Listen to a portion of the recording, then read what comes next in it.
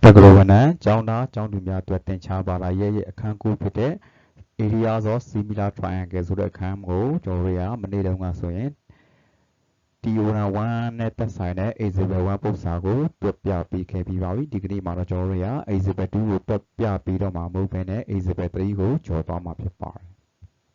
Isabel 2 ha, Tiona 1 or Tomi, Anaya Tambo Sato Vido Mare, Anaya Tambo Share, Posa Peter Jambo, Sato Leguvare, Tiura 1 or Yane Meso, and Tiura 1 Mapara, and Nali Sato Jan Ape, to Shagan and Natambo Yama Peter Jambo, Alo Melu Leguta, Namelo Yogi Bare, Tajamu Tiura 1 at the side, Isabel 2 Genoa Jola Vido Ma, the Isabel 3 or Posa Hotama Pepare, the Isabel 3 or Posaga, a Yile Chibare. မေကွန်ဟောင်းလည်းဖြစ်ပါတယ်ဒီ example 3 ပုံစံထဲမှာဆိုရင်စာလာပေးထားပြီးတော့မှပုံကတော့ပေးထားမှာမဟုတ်ပါဘူးမိမိကိုယ်တိုင်ကစာဖတ်ပြီးမှပုံဆွဲရမှာဖြစ်ပါတယ်ဒါကြောင့်မလို့ကျွန်တော်ရစာဖတ်တတ်ဖို့ပုံဆွဲတတ်ဖို့အရေးကြီးတဲ့အတွက်ကြောင့်မလို့ကျွန်တော်ကနေပဲစာဖတ်ပြီးပုံဘယ်လိုဆွဲသွားမလဲစာဘယ်လိုဖတ်မလဲဆိုတာကိုအရင်ရှင်းပြပေးချင်ပါတယ်ပို့ဆောင်ကြည့်အောင် Triangle ABC is an isosceles right triangle with angle A, the right angle, E and D are points on the opposite side of AC, with E on the same side of AC as B, such that triangle ACD and triangle BCE are both equilateral. Prove that areas of triangle BCE is equal to 2 areas of triangle ACD လို့ပြောပါတယ် ပို့ဆောင်ပါလာပြန်ကြည့်မယ်ဆိုရင်တတိကံ ABC က isosceles လို့ပြောပါတယ် isosceles ရဲ့ meaning ကနနာညီတတိကံကိုပြောတာပါ isosceles ရဲ့အဓိပ္ပာယ်ကနနာညီတတိကံလို့အဓိပ္ပာယ်ရှိတယ်သူပြောနေတာကတတိကံ ABC ကနနာညီတတိကံဖြစ်တဲ့အပြင်ကို right triangle လို့ပြောတာเนาะနောက်မှတတိကံလည်းဖြစ်နေတယ်လို့ပြောတာပုံကိုကြည့်ပေးပါဒီမှာပုံရှိပါတယ်တတိကံ ABC ဆိုတဲ့ဒီအလယ်ကတတိကံမှာအဲ့ဒီအလယ်ကတတိကံ ABC တောက်မှန်တတိကံလည်းဖြစ်နေတယ်သူပြောထားတယ် isosceles လို့လည်းပြောပါတယ်နနာညီတတိကံလည်းဖြစ်ပါတယ်ရမလားဒါဆိုရင်သူကကျွန်တော်ကနနာညီတတိကံဖြစ်အောင်လို့ AB ဆိုတဲ့အနာနဲ့ AC ဆိုတဲ့အနာကိုညီအောင်ဆွဲထားပါတယ်ပြီးသူပြောထားတယ် angle A the right angle လို့ပြောပါတယ်အဲ့ဒီ down A က90 degree လေးရှိပါတယ်တောက်မှန်ကြတယ်လို့ပြောတာပေါ့နော်ဒါဆိုရင်တောက်မှန်တတိကံပါတဲ့အတွက်ကြောင့်မလို့တောက်မှန်တတိကံနဲ့သက်ဆိုင်တဲ့ theorem ကိုသုံးပါမယ်နနာညီတတိကံပြောတဲ့အတွက်ကြောင့်မလို့နနာညီတတိကံနဲ့သက်ဆိုင်တဲ့ theorem တွေကိုသုံးမှာဖြစ်ပါတယ်ဒီပုဒ်စာမှာကဲဆက်ဖတ်အောင် E နဲ့ D are point on the opposite side of AC with E on the same side of AC as B လို့ပြောတာ A ရဲ့ S ကိုအတိုင်းကဲ့သို့လို့ပါလာပြန်ပါတယ် B လိုမျိုးပဲလို့ပါလာပြန်မှာပေါ့နော် SB ကိုပါလာပြန်ရင်ဒီလိုမျိုးပဲ AC ရဲ့တူတဲ့ဘက်မှာ E ကရှိပါတယ်ကြည်ပါဒီမှာက B ပါ B ကဲတော့ပဲ AC ရဲ့တူတဲ့အချမ်းဘက်မှာ E ဆိုတဲ့အမှတ်ရှိတယ်လို့ပြောချင်တာနားလည်မယ်ထင်ပါတယ် B လိုမျိုးပဲ AC ရဲ့တူတဲ့ဘက်မှာ B နဲ့တူတဲ့ဘက်ကိုပြောတာပါနော် B နဲ့တူတဲ့ဘက်မှာ E ဆိုတဲ့အမှတ်ကတော့ရှိပါတယ်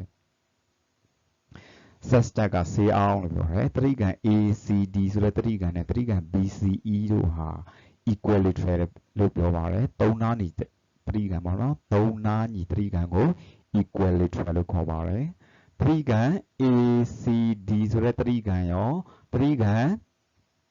BCE ဆိုတဲ့ဒီတတိကံရောပေါ့နော်ဒီတတိကံအစိမ်းရဲ့ဒီဘက်ညာဘက်ခြမ်းကတတိကံအနီ ACD ဆိုတဲ့တတိကံနှစ်ခုလုံးကတော့သုံးနာညီတတိကံဖြစ်ကြပါတယ်တဲ့သူပြောတယ်ဆက်သွားဒီမယ်ရှာကိုင်းတာကတတိကံ BCE ဆိုတဲ့တတိကံရဲ့ area ဟာတတိကံ ACD ဆိုတဲ့တတိကံရဲ့ area ထက်နှစ်ဆရှိကြအောင်ပြောတာရမလားဒီအစိမ်းတတိကံ BCE ဆိုတဲ့တတိကံဒီအနီတတိကံဖြစ်တဲ့ ACD ဆိုတဲ့တတိကံထက်ကိုနှစ်ဆကြီးကြောင်းတက်တည်ပြပါလို့ပြောတာပါကဲဒါဆိုရင်ပု္ပ္ပာကိုလည်းဖတ်တတ်မယ်လို့ထင်တယ်ပုံကိုလည်းဆွဲယူနိုင်အောင်လေ့ကျင့်ထားဖို့လိုအပ်ပါတယ်ဒါဆိုကျွန်တော်တို့ကပု္ပ္ပာစတွက်ပါမယ်ပု္ပ္ပာစတွက်မယ်ဆိုတော့ကျွန်တော်လိုအပ်တဲ့ given ဆိုတဲ့ data ချက်နဲ့တက်တည်ပြပါဆိုတဲ့မိဘုံကိုအရင်ကောက်ပေးရမှာဖြစ်ပါတယ်ကျွန်တော်ပု္ပ္ပာတက်ဖို့တော့ပထမဆုံးအနေနဲ့ပေးထားချက်နဲ့တက်တည်ပြချက်ကိုကောက်ယူမှာဖြစ်ပါတယ်ပေးထားချက်ကိုကျွန်တော်ရဲ့ပု္ပ္ပာကိုကြည့်လိုက်တော့ထူခြားတာနနာညီတတိကံဖြစ်တဲ့ဆိုရဲထူခြားချက်တစ်ချက်တွေ့တယ် တောင်း A က90 degree ဖြစ်ကြောင်းတစ်ချက်တွေ့ပါတယ်ပြီးရင်တရိကန် ACD ဆိုတဲ့တရိကန်ရဲ့တရိကန် BCE ဆိုတဲ့တရိကန်နှစ်ခုလုံးဟာ3နားညီတရိကန်ဖြစ်ပါတယ်ဆိုရဲထူးခြားချက်3ချက်ပဲတွေ့ပါတယ်အဲ့ဒီ3ချက်ကိုကောက်ပါပြီ triangle ABC is an isosceles right triangle ဆိုတဲ့ထူးခြားချက်တစ်ချက်ကိုကောက်မယ်တောင်း A က90 degree ဖြစ်ကြောင်းထူးခြားချက်တစ်ချက်ကိုကောက်မယ်တရိကန် ACD နဲ့တရိကန် BCE တို့ဟာနှစ်ခုလုံး3နားညီတရိကန်ဖြစ်ကြောင်း equilateral ဖြစ်ကြောင်းဆိုတဲ့ထူးခြားချက်တစ်ချက်ကောက်မယ်ပေါင်း3ချက်ကိုပဲကောက်ထားပါတယ်နားလည်မထင်ပါတယ်တက်တည်ပြခိုင်းတာကတော့တရိကန် BCE ဆိုတဲ့တရိကန်ဟာတရိကန် ACD ဆိုတဲ့တရိကန်ရဲ့ area ထက်ကိုနှစ်ဆရှိကြောင်းတက်တည်ပြခိုင်းတာဖြစ်ပါတယ်ဒီနှစ်ချက်ကိုကောက်ယူတတ်မယ်လို့ထင်ပါတယ်ကြည့်ဒါဆိုကျွန်တော်တို့တက်တည်ပြချက်ကိုစတွေ့ရအောင်ပါ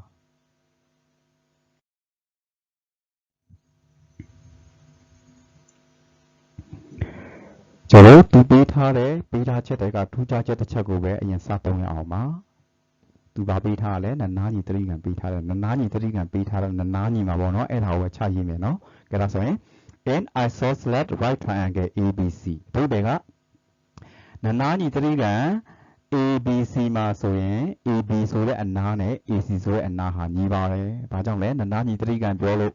နားညီမှာပေါ့နော်အဲ့ဒါကိုချရေးတတ်မှတ်ထင်ပါတယ်။ an isosceles right triangle ABC မှာဆိုရင် AB ဆိုတဲ့အနားနဲ့ AC ဆိုတဲ့အနားဟာညီပါတယ်ဆိုပြီး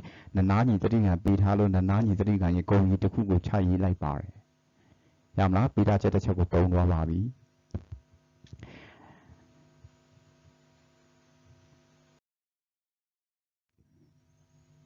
ကျွန်တော်နောက်ထပ်ပေးထားချက်ထဲမှာထောက်မှန်တရိကန်ပေါ့နော်ထောက်မှန်တရိကန်ပါတယ်ဟုတ်လားအဲ့ဒီ ABC ဆိုတဲ့တရိကန်ဟာထောက် A က90ဖြစ်နေပြီးတော့မှအဲ့ဒီ ABC ဆိုတဲ့တရိကန်ဒီ right triangle လည်းဖြစ်ပါတယ်ထောက်မှန်တရိကန်ဖြစ်တယ်လို့သူထူးထူးခြားခြားပေးထားတယ်ဒါမှမဟုတ်သူထူးခြားပေးထားတဲ့ထောက်မှန်တရိကန်ပါလို့ထောက်မှန်တရိကန်နဲ့တက်ဆိုင်တဲ့ပိုက်တာဂိုးရဲ့တရိကန်ကိုကျွန်တော်ဆွဲယူမှာဖြစ်ပါတယ်ရမတာမှုစရေးပါပြီ according to Pythagoras theorem အဓိပ္ပာယ်က Pythagoras theorem ကိုသုံးခြင်းအားဖြင့်လို့ပြောပါတယ် Pythagoras theorem ကထောက်မှန်တရိကန်မှာဆိုရင်ထောက်မှန်ခံအနာလို့ပြောတယ်။ရလားထောက်မှန်ခံအနာရဲ့နှစ်ထပ်ကိန်းပြီးကြံအနာနှစ်ထပ်ကိန်းများပေါင်းခြင်းနဲ့ညီရဲလို့ပြောတာဒါကျွန်တော်ငယ်ငယ်တုန်းကသင်ခဲ့တဲ့ Pythagoras theorem ထောက်မှန်တရိကန်မြင်တာနဲ့ Pythagoras theorem ကလည်းတွဲပါနေမှာပဲလေနော်။ဒါမှမဟုတ်ကျွန်တော် Pythagoras theorem ကိုဆွဲခေါ်မယ်။ Pythagoras theorem ကထောက်မှန်နဲ့မျက်နှာချင်းဆိုင်နေတဲ့ထောက်မှန်ခံအနာရဲ့နှစ်ထပ်ကိန်းဟာ BC ဟာ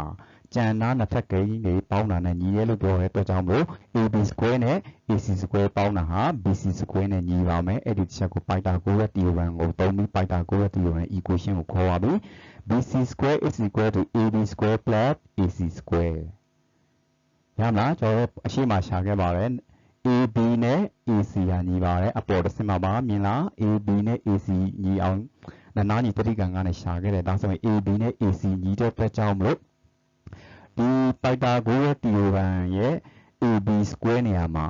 AB နဲ့ညီတဲ့ AC စားထုတ်လိုက်တော့ AC square ဖြစ်သွားပါတယ်ဒါဆိုရင် BC square is equal to AC square plus AC square ဆိုပြီးဖြစ်သွားပါတယ်နားလည်မထင်ပါတယ် AB နဲ့ AC ညီလို့ AB နေရာမှာ AC အစားထိုးသွားတယ်ဒါဆို AC square နဲ့ AC square ပေါင်းရင် 2AC square လေဟာလား 1AC square နဲ့ 1AC square ပေါင်းတာ 2AC square ဖြစ်တဲ့အတွက်ကြောင့်မလို့ BC square is equal to 2AC square ဖြစ်သွားကြောင်းနားလည်မထင်ပါတယ်ဒီတစ်ဆင့်ကြည့်ဒါဆိုရင်ကျွန်တော်ရဲ့နောက်ဆင့်တက်ပါမယ် equation ရဲ့ဘယ်ရောညာရောကျွန်တော်နှစ်ထပ်ကိန်းဖြုတ်ပါမယ်ရမလားဒါဆိုရင် BC ကိုနှစ်ထပ်ကိန်းဖြုတ်တော့ BC ပဲကျန်ပါမယ်နှစ်ကိုနှစ်ထပ်ကိန်းဖြုတ်ရင် root 2ဖြစ်သွားမှာပေါ့နော်ရလားနှစ်ကိုနှစ်ထပ်ကိန်းဖြုတ်ခြင်း root 2ဖြစ်မယ် AC ကိုနှစ်ထပ်ကိန်းဖြုတ်ရင်တော့ AC ပဲကျန်ပါမယ်ဒါကြောင့်မလို့ BC is equal to root 2 AC ဆိုပြီးတော့မှဒီ equation ဖြစ်သွားပါတယ်ကဲနားလည်းမထင်ပါနဲ့ Pythagoras theorem သုံးတယ် Pythagoras theorem သုံးပြီးအရှိမရှာခဲ့တဲ့ AB is equal to AC ဆိုပြီးတော့မှ AB နဲ့ညီတဲ့ AC ကိုစားထိုးပြီးတော့မှ BC is equal to root 2 AC ဖြစ်သွားကြောင်းကိုနားလည်မယ်ထင်ပါတယ်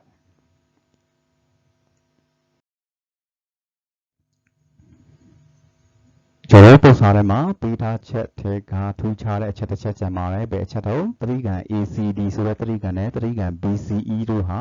သုံးနားညီတရိကန်တွေဖြစ်တယ်လို့ပြောတာပုံကိုကြည့်ပေးပါတရိကန်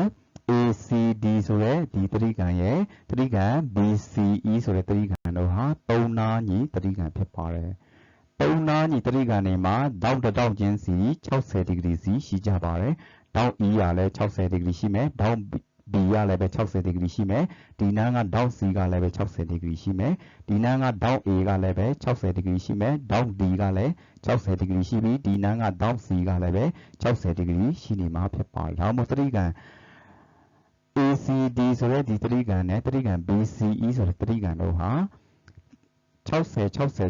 တဲ့တောက်3တောက်အနေနဲ့ညီနေကြပါတယ် A 3လုံးတီယိုဂရမ်ရအဲ့ဒီတရိကန်နှစ်ခုဟာကျွန်တော်တို့က similar တန်တူနေပါတယ်3နားညီတရိကန်တွေက A 3လုံးလို့ပြောတဲ့တောက်3စုံနဲ့တာတန်တူချင်းမဟုတ်ပဲနဲ့အနား3စုံအနေနဲ့လည်းပဲတန်တူပါတယ်ကျွန်တော်တို့က A 3နားညီတရိကန်ရဲ့ဂုဏ်ကြီးဟာတန်တူချင်းဒီ A 3လုံးတီယိုဂရမ်ရတဲ့တန်တူနိုင်တယ် S 3လုံးတီယိုဂရမ်ရတဲ့တန်တူနိုင်တာဖြစ်ပါတယ်ကြိုက်တဲ့တီယိုဂရမ်ကိုခေါ်ပြီးတန်တူခိုင်းလိုက်လို့ရပါတယ်ဒါကအဲ့ဒီတစ်ဆင့်ကိုရေးပါပြီ if triangle ACD and triangle ABCE တို့မှာဆိုရင် both နှစ်ခုလုံး equilateral ဖြစ်ခဲ့မယ်ဆိုရင်ရလားသုံးနားညီတရိကန်များဖြစ်မယ်ဆိုရင်တရိကန် ACD နဲ့တရိကန် BCE တို့ဟာတန်တူပါတယ် A 3လုံးတီယိုဂရမ်ရတဲ့တန်တူနိုင်တယ် S 3လုံးတီယိုဂရမ်ရတဲ့တန်တူပါတယ်ဒီဆင့်ကိုခြာရေးတတ်မှတ်ထင်ပါတယ်သုံးနားညီတရိကန်ဖြစ်ခြင်းကြောင့်အဲ့ဒီတရိကန်နှစ်ခုဟာတန်တူရခြင်းဖြစ်ပါတယ်တီယိုဂရမ်ခေါ်ပြောရင်အကြောင်းပြချက်က A 3လုံးတီယိုဂရမ်နဲ့လည်းအကြောင်းပြလို့ရတယ် S 3လုံးတီယိုဂရမ်နဲ့လည်းအကြောင်းပြလို့ရတာဖြစ်ပါတယ်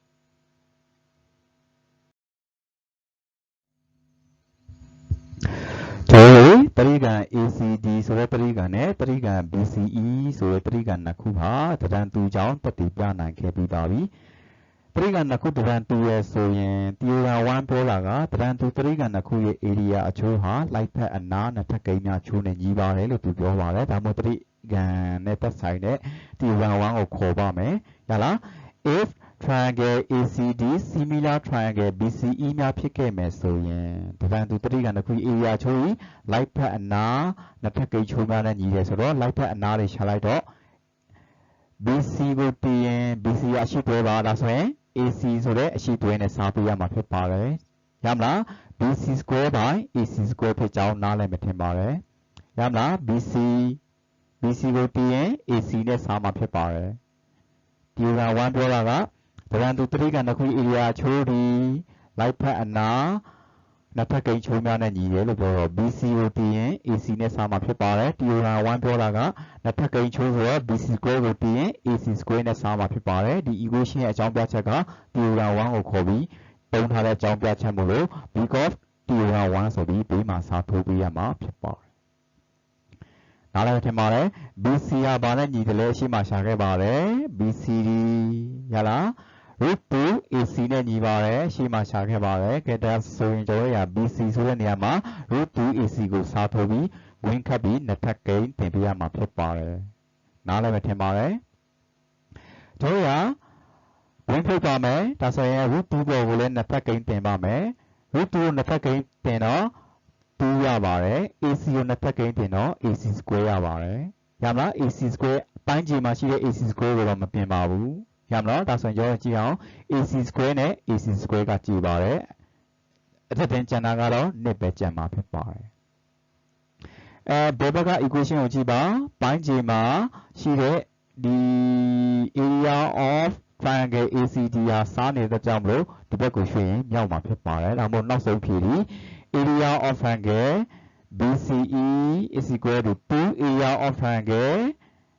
ACD ဖြစ်သွားကြောင်းနားလည်မထင်ပါတယ်ပိုင်းခြေကိုဒီဘက်ကိုလာမြောက်တာပါဒီ equation ဖြစ်သွားကြောင်းနားလည်ပြီဆိုရင်တော့ကျွန်တော်တို့ကသူမေးထားတဲ့တရိကန် BCE ဆိုတဲ့တရိကန်ဒီတရိကန် ACD ရဲ့ area ထက်နှစ်ဆရှိကြောင်းအဖြေကလည်းရောက်သွားတာဖြစ်တဲ့အတွက်ကြောင့်မလို့ကျွန်တော်တို့ဒီပု္ပ္ပာပြီးဆုံးသွားတာဖြစ်ပါတယ်လွယ်ကူပါတယ်ပေးတာချက်ကိုစုံအောင်ကောက်ယူပါပေးတာချက်ကိုကောက်အောင်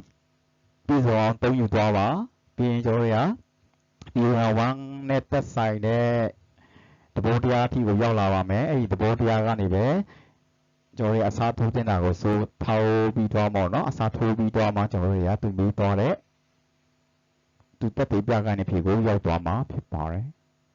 အားလုံးနားလည်ပါစေလို့ဆုတောင်းပေးပါတယ် နားမလည်ခဲ့လို့ရှိတော့ကျွန်တော်ကိုပြန်မေးလို့ရပါတယ်ကျေးဇူးတင်ပါတယ်